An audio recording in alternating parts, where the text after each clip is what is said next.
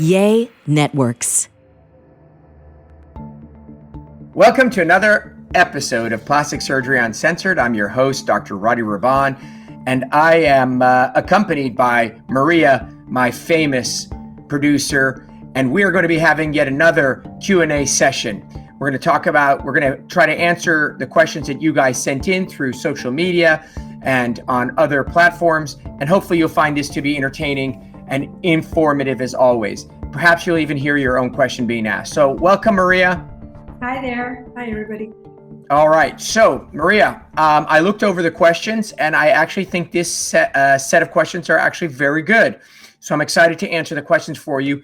We've tried to divide the questions sort of into, put them together as categories. The first category is breast and body, right?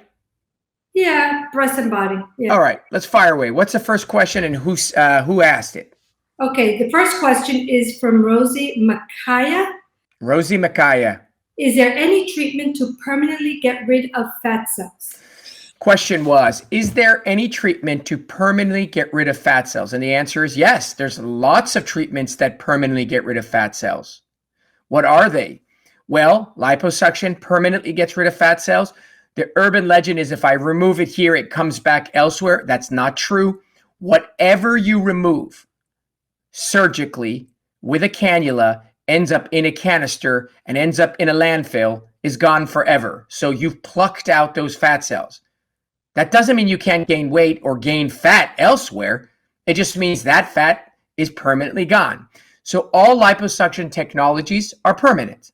In addition, any type of non-surgical technology that burns or ruptures or destroys fat is also permanent. So a perfect example is cool sculpting. Again, whatever fat gets destroyed and your body absorbs is gone forever. The reason you're asking me that question is because people say, well, I had liposuction, it didn't work. It all came back. No, it did not come back. Those fat cells are in the garbage. What came back is that you gained weight.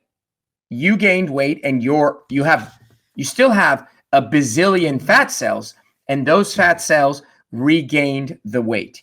So absolutely, a lot of technologies remove fat permanently, but you still have to work out and stay slim.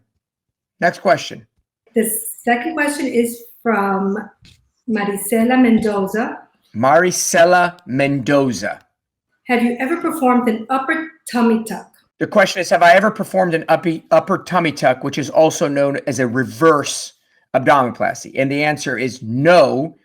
And the reason is because it's a terrible procedure.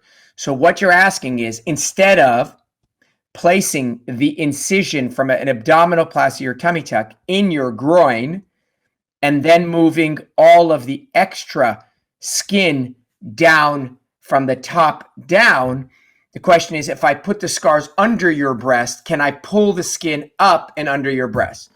And the reason why that is a terrible surgery is as follows. People say, well, I don't really have much fat underneath my belly button. All the loose skin is right under my breast. Can't you just pull it underneath? And the answer is no, because number one, you're pulling up skin and anchoring it against gravity. You're pulling it up and suturing it to the bottom of your breast. So, of course, it's going to pull down. You're sewing it to the breast fold, which is not a fixed space. If you grab your breast fold, you'll see it moves. So last thing you want to do is pull up your entire abdomen and hook it onto your breast fold and then watch your breast folds go down. And the last thing, and probably the biggest reason, is you have a space between your breasts. So what are you going to do? Put a scar under one breast, put a scar under the other breast, and what? Create a scar in between? You can't not have a scar in between. So it has to be a continuous line. So nobody on their right mind wants a scar that connects their two breasts. So the answer is no, don't do it. Okay, the next one is from MC Avila. NC Avila. Okay, what's the question? What makes a person a good candidate for a mini tuck? What makes a person a good candidate for a mini tuck? Well, for sure, it's not that you want to get a mini tuck. One of the common things that happens is people think the desire makes them a candidate. I want a mini tuck, therefore I'm a good candidate. No, that's not how this works. So first we have to distinguish a mini tuck from a regular tuck. So it is not just that the scar is shorter. That's not the distinguishing factor between a mini tummy tuck and a full or standard tummy tuck. The distinguishing factor is as follows.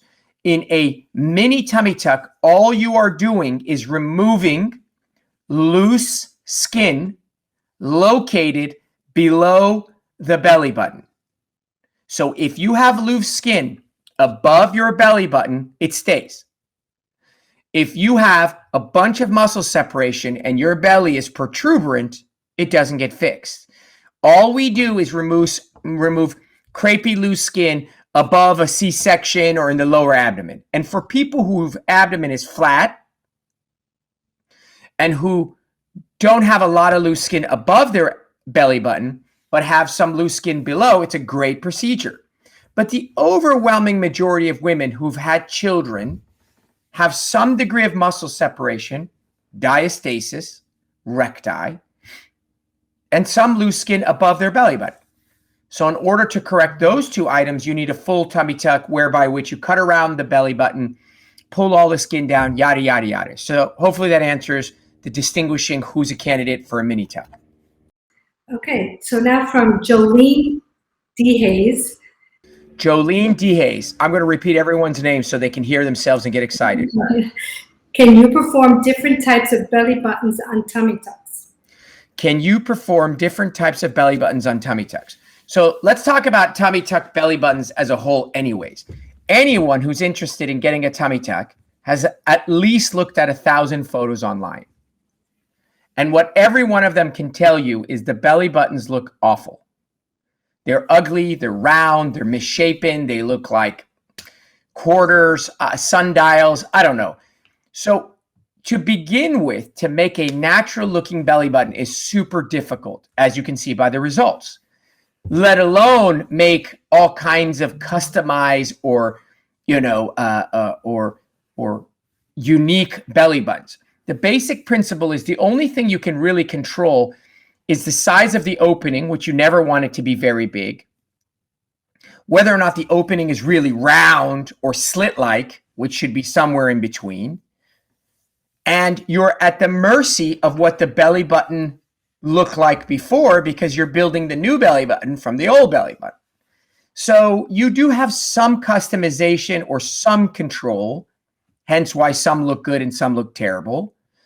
But you don't have as much control as one would think where you do like in a nose job or things of that nature. So yes and no. Okay, the next one is from Fit Miss Nadia. Fit Miss Nadia. Right. What is the difference between an arm lift and an arm lipo? What is the difference between an arm lift and an arm lipo? Well, they're the equivalent of cutting your hair and coloring your hair. The only thing in common is it includes your hair. So arm lipo is exactly what it says. Someone comes in and says, hey, my arm is just full. I just have a lot of fat in my arm. I'd like to make my arm a little thinner. Therefore, you liposuction the fat out of the arms. The other person comes and says, listen, I lost a bunch of weight. I've gotten really old. My skin is very saggy. I got all this extra skin. And you need to do an arm lift or a brachioplasty, where you make an incision along the arm and cut out extra skin. They can be done together or separately, but really are completely distinguished procedures. One deals with fat, one deals with skin. But if you do a liposuction, won't there be sagging skin then if you take off fat? Yes, if you are aggressive with liposuction anywhere, inner thighs, outer thighs, stomach, back, blah, blah, blah, you will get loose skin. The arms tend to be very sensitive to looseness because they're just not the best skin. So if you do liposuction in the arms, it has to be with someone with amazingly thick skin. You can't be in someone with like flabby, semi-crepey skin. It'll look terrible. Okay, the next one comes from Genevieve 314. Genevieve 314. What's the question? How do you handle mammary glands in the armpits during a breast reduction? So the question is, what do you do with mammary glands? And in this instance, during a breast reduction. But the reality is what do you do with mammary glands in general? And mammary glands it's actually extra, which is extra axillary armpit breast tissue. There are some women who develop or have breast tissue located near their armpits, and it makes kind of a big ball. Now, that's not the little bit of fat that we're talking about that a lot of women complain about. I'm talking about physically breast tissue that alternates during periods and things of that nature. The only treatment for axillary, which means armpit, breast tissue is to cut it out. It's not fat. You can't liposuction breast tissue, so you have to cut it out. And so during a breast reduction, you would do your breast reduction, and then you have to make a separate incision in the armpit area to get that breast tissue out. You cannot get that breast tissue out through a breast reduction, breast augmentation, or any other incision. It has to be its own. It's very far away. Okay, next one is from Cami Shambanzar. Cami Shambanzar. I like that. That's quite a name. Okay. Do you do breast augmentations with fat and not implants? So that question is, tell me about fat transfer to the breast for augmentations, which we've answered on many a Q&A because it's a hot topic, right? It's a hot topic because of two reasons. It's a hot topic because fat transfer, borrowing fat and sticking it in somewhere, has become very popular in the last 3 to 5 years. In addition, breast implants are getting a bad rap again because of people who are complaining of BII, breast implant illness. So for those reasons, those two reasons, the idea of getting fat transfer to the breast has become so popular. I mean, think about it. It's a win-win. I borrow fat from somewhere I hate and I put it on my breasts. My breasts look amazing and I don't have to have an implant. I mean, sign me up. It just doesn't work as well as you think. Again, I will keep repeating this. The whole basis of fat transfer is to steal from Paul to pay Peter. I'll repeat it. You are stealing from Paul to pay Peter. That means that Paul is poor and Peter is rich. I'm not sure that's such a great idea. So what happens is, in order to do high volume transfer, breasts and butts, you need a lot of fat. In order to do high volume, I'm not talking about your face, transfer, you got to borrow a lot of fat. Where do you get it from? Everywhere. The belly, the arms, the inner thighs, the outer thighs, the lower back, the upper back. And I know you're thinking to yourself, well, what is wrong with that? The answer is you're removing more fat than you should for the cosmetic outcome of those areas because you need a lot of fat for the breasts. Then you transfer all that fat to the breast, and I would have to say the overwhelming majority of people find the results to be average to mediocre at best and don't really provide the results that they want. And many times the fat disappears or parts of it disappear. And so you're left with not as good an augmentation as you like. So in general, can you? Yes. Should you? The answer is depends. It has to be the right candidate. You sure as hell are not going to go from an A cup to a full C using fat transfer. That ain't going to happen. Okay, the next one is from Suni64. Suni64. Do you put implants in uneven breasts, or is it better to just go with smaller breasts with a lift in both? That's an excellent question. So let me repeat the question. If you come in and you have asymmetric breasts that don't match in size, is it better to make the bigger breast smaller, or is it better to make the smaller breast bigger with an implant? And the answer is it depends. It depends on how big your breasts are to begin with. If you have really large breasts and one breast is bigger than the other, then you would do a lift reduction on both of them and make the bigger one smaller and do no implant. If you start out with very small breasts and one breast is bigger than the other, then you need an implant, and you'll have to put an implant in a larger implant in the smaller breast than the larger breast. What you don't generally do is put an implant in only one side. Never. Because an implant on one side always is visibly obvious. So usually what I do, the truth, is I do both. I remove a little breast tissue from the bigger one, and I add implants to both of them. And the reason is the closer the match, the less obvious the difference. Okay, so the next question is from Shayna C. Designs. Shayna C. Designs. Okay, what's the question? What do you do if you see a mass or lump during a breast reduction that didn't show on the mammogram? What do you do if you find a mass or a lump in a breast during a breast reduction that didn't show up during a mammogram? Great question. That's happened to me probably on more than 24 times. What do? I do a biopsy. I've done biopsies. I'm happy to say that the overwhelming majority of those biopsies have come back negative. I am sad to say that on several occasions, the biopsies that I did, which were just sheer caution or hunch, turned out to be positive for breast cancer. In those instances, I really firmly believe that by doing this breast reduction and taking that sample, we may have saved the patient's life, because it may have taken years before that showed up. So anytime I'm doing a breast reduction, breast augmentation, tummy tuck, rhinoplasty, and I see something odd, I take a biopsy. I check it. I send it to pathology. So that should be the case with every surgeon. That's not unique to me. Everybody should be paying attention to things that are outside the area of their expertise, because we're surgeons and we're in places that we see things. Now, but do you get the results while you're still in the operation? No. So you don't.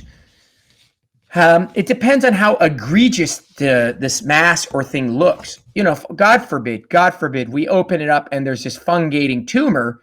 We're not going to do a breast reduction. We're going to close up and we're going to call it a day.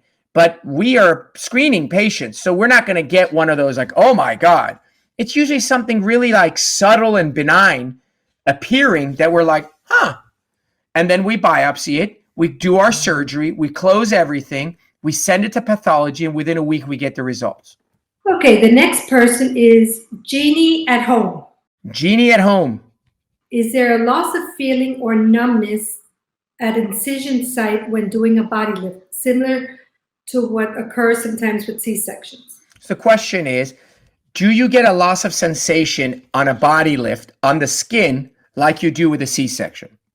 And the answer is every single incision on your body, gallbladder, C-section, hernia, knee surgery, shoulder surgery, body lift, tummy tuck, breast reduction, every surgery leaves some cutaneous skin numbness. You're cutting the skin, and the area right next to it, that's above and below or to the right and to the left of the scar, will be a little numb. So anyone who's had a C-section knows they can feel their entire abdomen, but if you rub right above their scar, it'll be a little numb. So the same is true of a body lift. It'll just be numb above the scar. You should be able to feel your thigh or your abdomen, with the exception of the area really close to the scar. Okay, and the next question is from Jocelyn 10. How long after postpartum can you get a tummy tuck?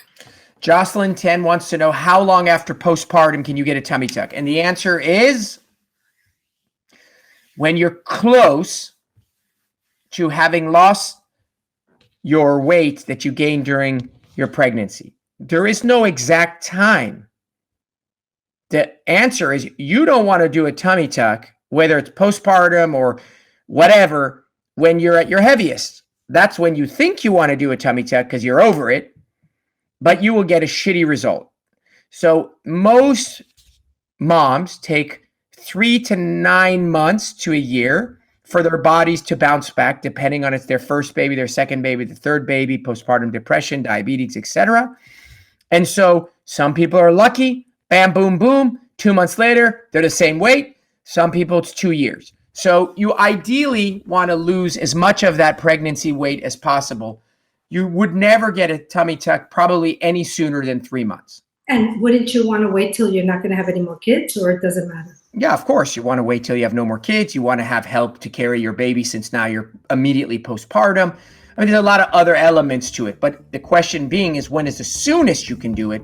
It really should be when you're at your ideal weight. Whatever ideal weight is for you, by the way.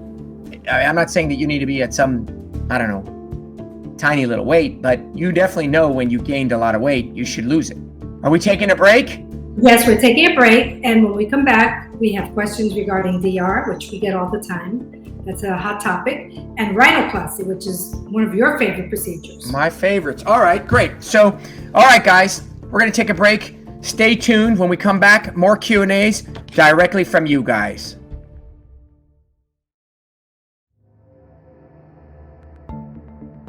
Welcome back to the second half of our episode of Plastic Surgery Uncensored.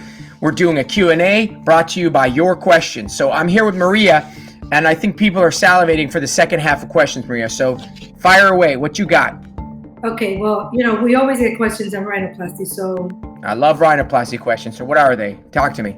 Okay, so the first one is from Hi from Paradise. I love it. Probably they're from Hawaii. Who knows? Hi from Paradise. Gosh. Okay, I like that. Do you recommend taping daily after rhinoplasty? Do I recommend taping daily after rhinoplasty? So people who don't know what that means is when you have a rhinoplasty, the biggest part of a rhinoplasty other than the surgeon is the aftermath, the aftercare, the post-op care. It's way more complicated than a lot of surgeries. And so some surgeons and in certain patients, you put tape over the nose to help the swelling go away.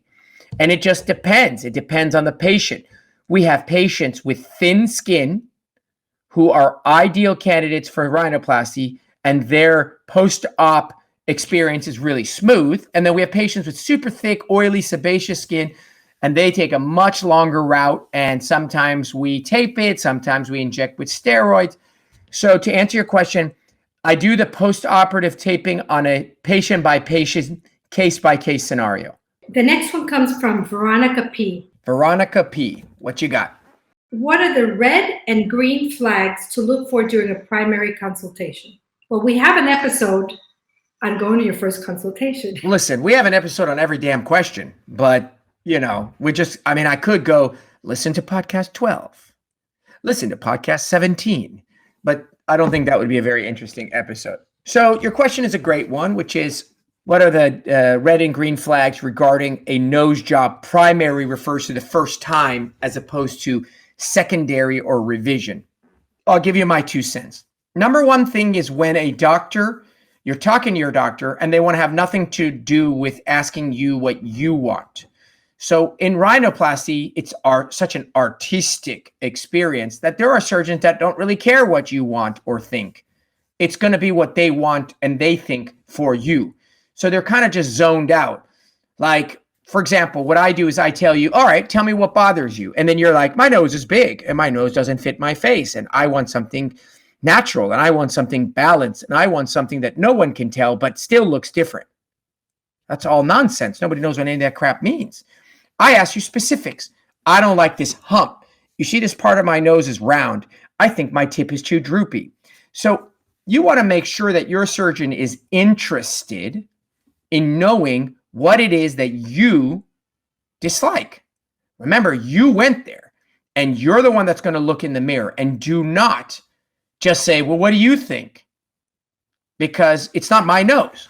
Now, your surgeon should, on the flip side, make suggestions and should analyze your nose. So if your surgeon is not listening to anything you're saying, bad sign. And if your surgeon says, all right, let's do whatever you think, bad sign. Medicine is collaborative, you and me.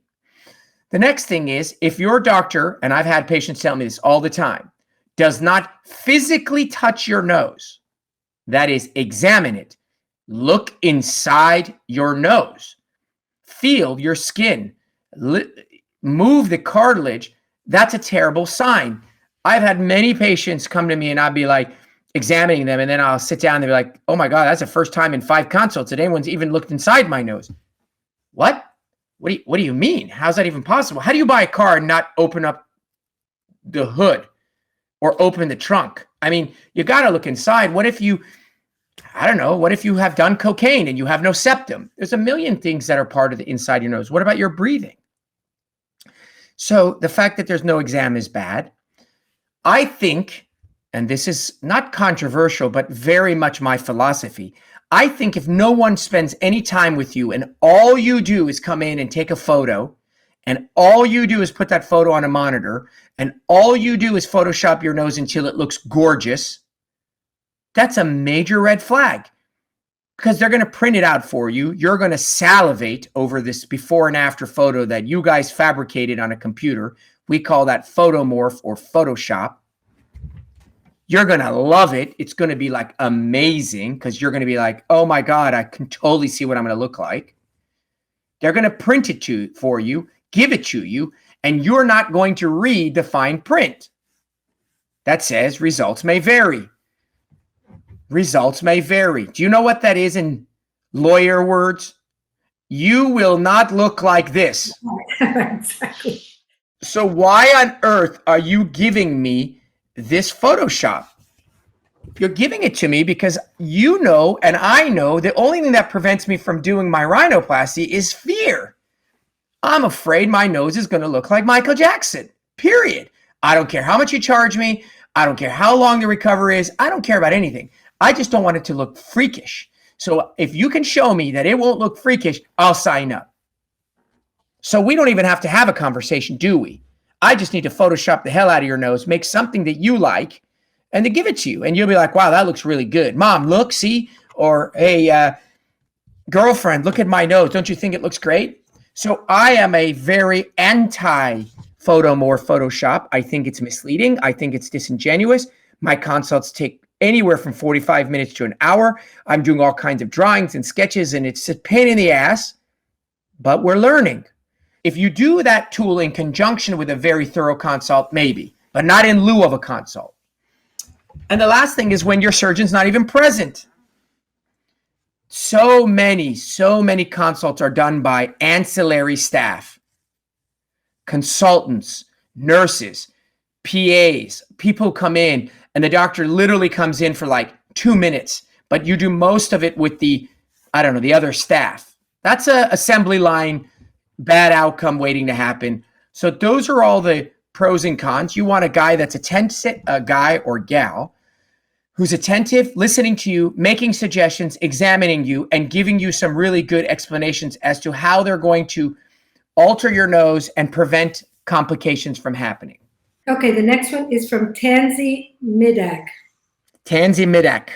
Okay, after 6 weeks of post-op tummy tuck, what activity restrictions do you give past 6 weeks? So after 6 weeks, what are my restrictions? So in my practice, I am very aggressive, vigil about the first 6 weeks. So you're not allowed to exercise. You got to wear your binder religiously. And I'm super strict. On your 6-week follow-up, I set you free. You must take that binder, that abdominal contour device, and light it on fire.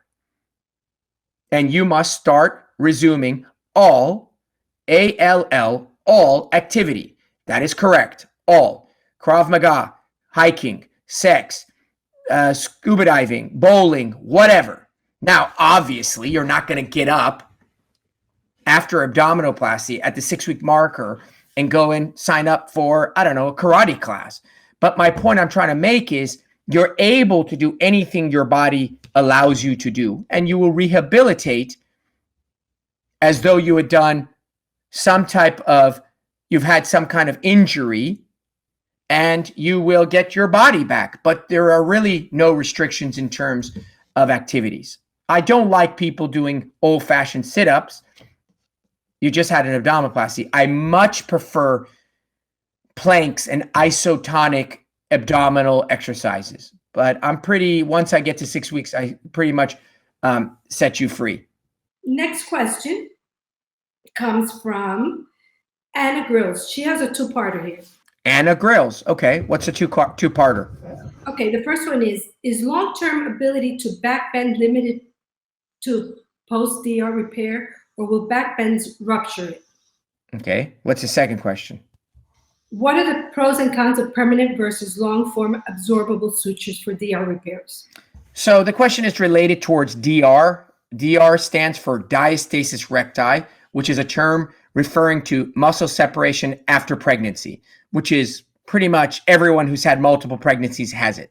So when you repair the DR, I do it with permanent sutures and I do multiple layers. The question is, can you use absorbable ones instead, and why which the other? I like permanent sutures because it's your whole repair. It's everything. It's holding everything together. Now, while you will definitely make scar tissue, and there's a good probability after several months it won't matter, I don't want to risk that the absorbable sutures absorb too early. So I personally use 100% permanent sutures. They're buried. You move on with your life. You don't care. The question about backbending is, I don't think the issue is DR. I think the issue is your abdominal wall. I think it's your spine. And if you are nimble and you have gradually worked your body into being able to become a pretzel, great. Your DR is fine. But if you ask me, who's never had DR, to do that, I would herniate my disc.